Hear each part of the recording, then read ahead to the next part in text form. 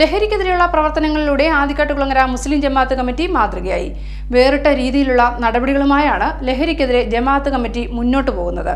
ലഹരിക്കെതിരെ പ്രവർത്തനങ്ങളിലൂടെ മാതൃകയായിരിക്കുകയാണ് ആദിക്കാട്ടുകുളങ്ങര മുസ്ലിം ജമാഅത്ത് കമ്മിറ്റി. കേരളത്തിൽ ആദ്യമായിട്ടാണ് ഒരു മുസ്ലിം ജമാഅത്ത് കമ്മിറ്റിയുടെ നേതൃത്വത്തിൽ ലഹരിക്കെതിരെ രംഗത്ത് വരുന്നത്. ലഹരിയുടെ ഉപയോഗത്തെയും കച്ചവടത്തിനും കടിഞ്ഞാണിട്ടുകൊണ്ടാണ് പുതിയ നീക്കം. ഈ ജമാഅത്തിൽ 4000-ന് മേൽ കുടുംബങ്ങളാണ് താമസിക്കുന്നത്.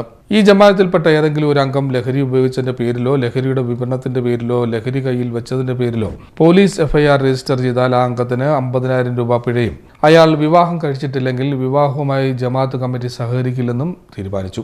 ഇതൊരു പ്രാരംഭ നടപടി മാത്രമാണെന്നും തുടർന്ന് ശക്തമായ നടപടി ലഹരിക്കെതിരെ ഉണ്ടാകുമെന്നും ജമാഅത്ത് ഭാരവാഹികൾ വാർത്താക്കുറിപ്പിൽ അറിയിച്ചു. നമ്മുടെ സമൂഹത്തിൽ വർദ്ധിച്ചു വരുന്ന മാരകമായ മദ്യ മയക്കുമരുന്ന് ലഹരികൾക്കെതിരെ മാതൃകാപരമായ നിലപാടെടുത്തുകൊണ്ട് മുന്നോട്ട് പോവുകയാണ് കേരളത്തിലെ തന്നെ ഏറ്റവും വലിയ ഹനഫി മുസ്ലിം ജമാഅത്തായ ഹിദായത്തുൽ ഇസ്ലാം സമാജ മുസ്ലിം ജമാഅത്ത് ആദിക്കാട്ടുകുളങ്ങര.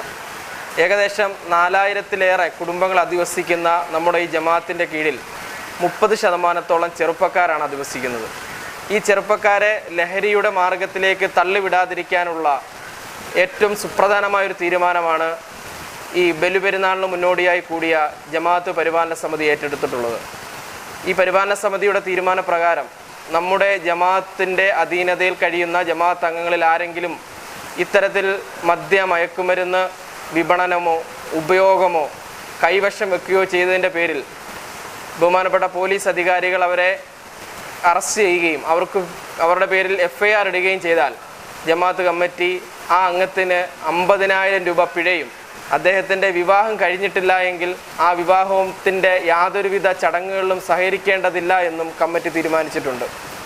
നിരന്തരമായി നമ്മുടെ ജമാഅത്ത് കമ്മിറ്റി നടത്തി വരാറുള്ള ലഹരിക്കെതിരെയുള്ള ക്യാമ്പയിൻ്റെ ഭാഗമായിട്ടുള്ള ഏറ്റവും സുപ്രധാനമായ ചുവടുവെപ്പായിട്ടാണ് ഈ ഒരു തീരുമാനത്തെ ജമാഅത്ത് കമ്മിറ്റി കാണുന്നത്.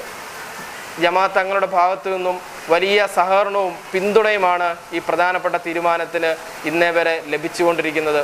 ഇത്തരത്തിലൊരു തീരുമാനമെടുത്തതിൻ്റെ ഭാഗമായിട്ട് ജമാഅത്ത് അംഗങ്ങളിൽ ഈ ലഹരിയോടുള്ള ഒരു വിമുഖത നമുക്ക് സമീപകാലങ്ങളിലായി കാണാനും അത്തരത്തിലുള്ള കേസുകൾ നമ്മുടെ നാട്ടിൽ റിപ്പോർട്ട് ചെയ്യാതെ കുറേ നാളുകളായി റിപ്പോർട്ട് ചെയ്യാത്ത അവസ്ഥയും നമുക്ക് സംജാതമായിട്ടുണ്ട്. എല്ലാവരുടെയും സഹകരണം ഇതോടൊപ്പമുണ്ട് എന്നുള്ളതാണ് ജമാഅത്ത് കമ്മിറ്റിയുടെ ഏറ്റവും പ്രധാനപ്പെട്ട ശക്തി.